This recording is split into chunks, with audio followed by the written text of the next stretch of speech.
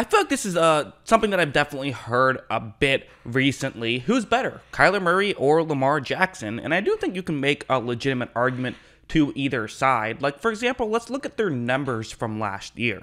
So these are the numbers, and the ones in bold are going to be just who is better at that statistic, just kind of a way to visualize it. So obviously all the way to the left, that's the player, so Kyler versus Lamar. Also interesting how we call both of them by their first name. I guess just because those are more fun names than, Murray, and I mean, Jackson is a very fun name, but, maybe some people don't enjoy it as much as I do. Anyways, sorry, bad joke. Back to the stuff. PR is passer rating. Kyler's was better than Lamar last year by nearly 10 points. Lamar's wasn't that great, just 87.0.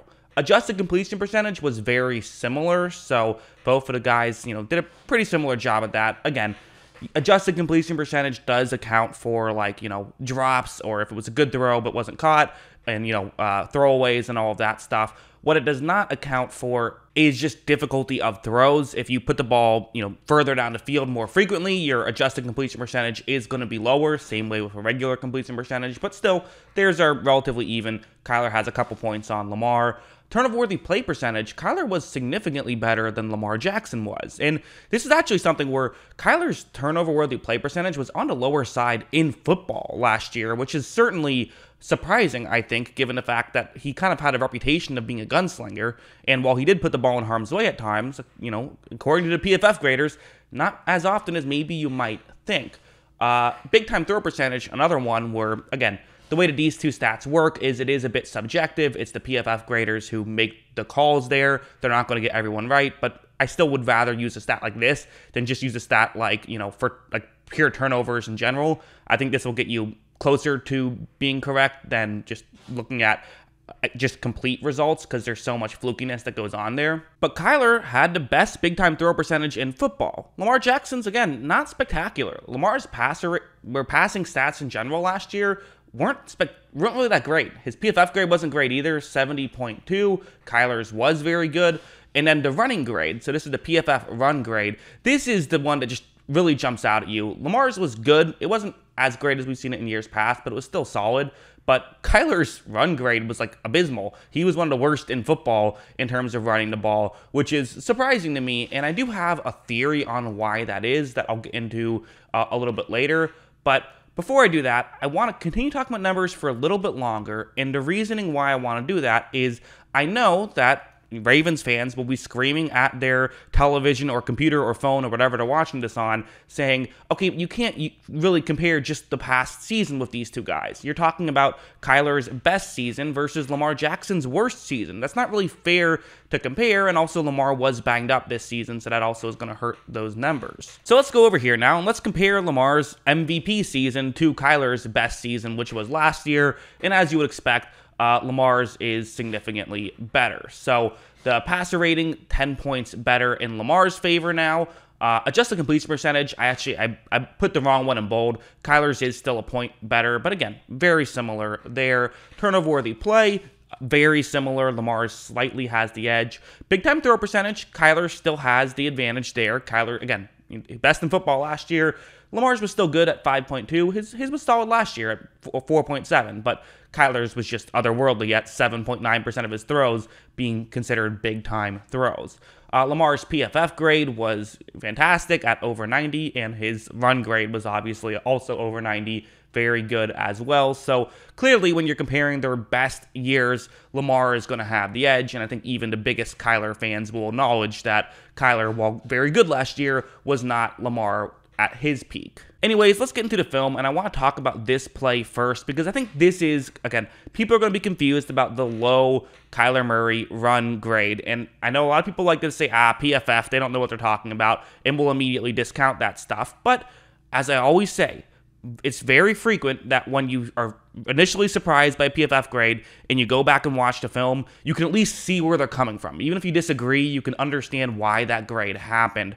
And I've always been a believer in stats do a great job at telling you what they're trying to tell you. Doesn't mean that you can't take everything from that, but it tells you what they're trying to tell you. So this play, really keep an eye on that interior defensive lineman for San Francisco. He's the key guy to keep an eye on. Right when this play begins, what you're going to notice is that he is going to create some pressure right away So what do you do in this situation? If this is Tom Brady, he either throws the ball right now or just takes a sack, but Kyler Murray is not Tom Brady. Kyler Murray has this incredible athleticism and ability to escape pressure. So what is he going to do? He's going to try to escape this pressure, which I think is the correct decision for him to do. And as you see, he tries to escape the pressure and does not, and that ends up creating a 14-yard sack, significantly worse than had he just gone down. So this is kind of the danger with Kyler, and you're going to get some cons with the pros with his ability to run around. And I think that's kind of why his PFF grade in the running game might be so as low as it was last year. And I do have to say also, it was very good 2 years ago. So it's not like this has been a consistently bad thing for Kyler. But I also think there's no denying he does take a lot of sacks. And in fact, one of the better videos I think I made was midway through last season when I talked about how there's going to start to be a narrative that Kyler Murray takes too many sacks. There wasn't that narrative at the time. There was that narrative towards the end of the season, and it's because of plays like this where he will, take these risks. But what I also said in that video and stand by is, well, that narrative will start to happen. You should ignore it because the good is going to outweigh the bad. A play like this is the good. What's going to happen here is, so I'm just going to pause it right here, and we don't have to talk about the entirety of the play, but really watch what happens right when it begins. So Kyler Murray takes the snap, and you're going to see that there's pressure off the edge. So again, what does Tom Brady do? Tom Brady in this spot probably just throws the ball away, throws it, over someone's head. You're in the end zone, so it's kind of easier to throw the ball away, throw it into the crowd, and then live to see another day. But Kyler Murray is going to scramble out. He's going to eventually find someone,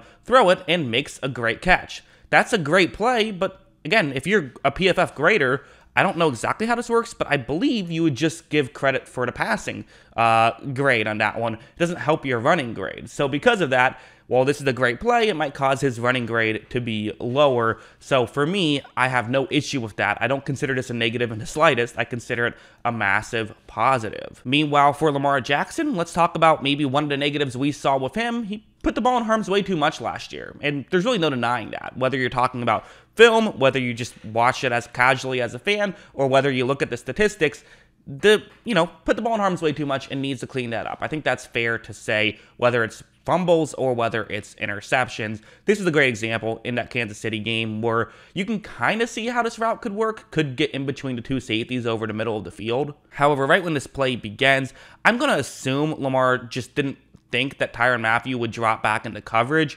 who's currently on the left side of the field. He thought that he would he's in coverage, obviously, but he wouldn't drop back and play a deep safety role. He would instead kind of come closer towards the middle of the field. I'm assuming that's why Lamar decides to make this throw, but that's still a dangerous throw even with that. And as you see, Lamar is going to make this throw. It gets intercepted. I'm not saying that he was Jameis Winston out there turning the ball over left and right.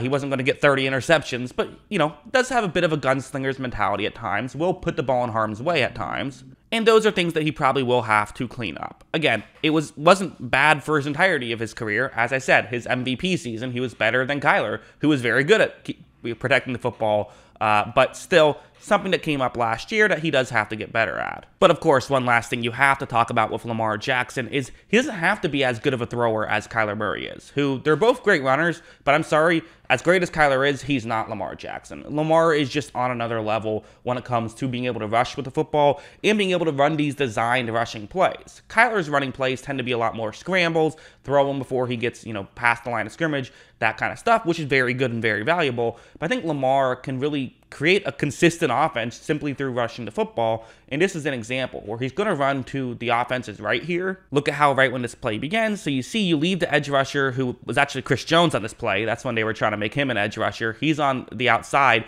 He's the one who, again, you expect Lamar to be able to run by him and pick up some yards here, but watch what he does. As you see, Lamar is able to pick up 20-plus yards on this play. It was actually a 21-yard run, and just an incredible thing that he's able to do. The fact that he can do that consistently is how the Ravens can still win plenty of games, even if he has a down passing season like he did last year, which I suspect will start to get better. It also, has to be mentioned, Lamar Jackson does not get to play with DeAndre Hopkins, and now he doesn't get to play with Hollywood Brown. He's now with the Cardinals. So you put a gun to my head, I take Lamar Jackson. I think Lamar Jackson is probably the better player. I just like his peak more. Lamar Jackson at his best is better than Kyler at his best, but listen, Lamar's won an MVP. Kyler was an MVP candidate just last season before he got hurt. So both guys are fantastic. I'm a big fan of both of their games. And I think that both teams should be happy to have those guys, at least for now, because neither have long-term contracts. But we'll see how it goes. Let me know what you think in the comments below. What are your thoughts? Who do you like more, Kyler Murray or Lamar Jackson? Always love hearing from you. And of course, as always, thanks for watching.